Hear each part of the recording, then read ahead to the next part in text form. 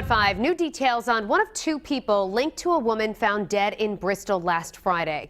This morning, Selena Martinez faced a judge on theft and other charges while police continued to investigate how the grandmother of Martinez's boyfriend died.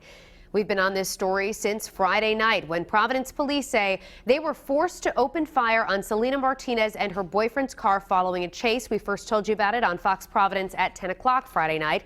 Eyewitness News reporter Madeline Wright is live in studio now with what she's learned. Madeline? Shannon, neighbors say the victim, Eudora Gustafson, lived at this house in Bristol for many years. That's where a family member discovered her unresponsive on Friday. Her death is now ruled a homicide. 21-year-old Selena Martinez walked into the courtroom in crutches on Monday, 3 days after being shot during a police chase in Providence. Police wanted to talk to her about the death of her boyfriend's grandmother, 66-year-old Eudora Gustafson. A prosecutor explains why he wanted Martinez's bail set higher. We're asking for $50,000 for surety based on the fact that this defendant is still being investigated as being part of a homicide that happened up in Bristol. On Friday, police discovered Gustafson unresponsive at her house on Soames Drive. People who knew her couldn't believe it. Words can't describe it. I'm still in shock. Later on, Martinez was found with Gustafson's stolen checkbook, according to prosecutors. She's charged with possession of stolen goods and a stolen vehicle. She has not been charged with murder. The judge set Martinez's bail at $10,000 personal recognizance. Meanwhile, her boyfriend, 24-year-old Raymond Paiva, is still recovering from life-threatening gunshot wounds. Police say he crashed his car into a snowbank on Branch Avenue in Providence Friday during a police chase. They tried to pull him and Martinez over to talk about the homicide. At that moment, there were circumstances that led to officers perceiving a threat, and Providence police officers fired into the vehicle. Police say no weapons were found in the suspect's car. Police are not saying how they think Gustafson died. They're waiting on autopsy results. Coming up new at 6, more on Gustafson's work as a volunteer EMT.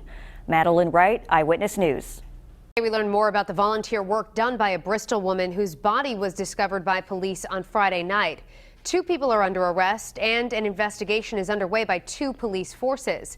Eyewitness News reporter Madeline Wright has more details about the victim. New at 6. Shannon, Eudora Gustafson worked as a volunteer EMT in the 1980s and early 1990s. Today I talked to one of her former coworkers who says he can't believe what happened to her. She was an exceptional person. Eudora Gustafson is remembered as a kind, cheerful person who enjoyed cracking jokes. As a volunteer EMT in Bristol, she worked with Robert Powers, who used to drive the ambulance. There were other drivers besides me that, and they all said the same thing, how great of a person she was. Gustafson responded to all kinds of emergencies, car accidents, heart attacks, broken bones, always trying to help others. The 66-year-old was found dead at her house on Soames Drive on Friday. On Monday, it came out in court her death was a homicide. It's hard. This is a small community where she knew many people, and a lot of people are shocked.